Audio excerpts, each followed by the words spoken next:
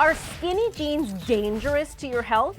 Wearing a pair put one woman in the hospital after spending hours squatting in them. That's what yoga pants are for. Hey guys, I'm Leigh Scheps, and welcome to Buzz 60. Doctors say a 35-year-old Australian woman suffered nerve damage from skinny jeans that were apparently too tight.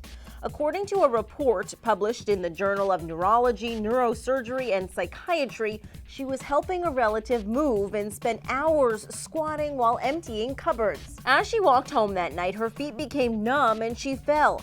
At the hospital, the woman's legs were so swollen they had to cut off her jeans. The study says she developed what's called compartment syndrome, which is a reduced blood supply to the leg muscle. The woman is now doing okay, but let this be a lesson to anyone who wears skinny jeans. Try not to become a fashion victim. Buzz 60, now you know, pass it on.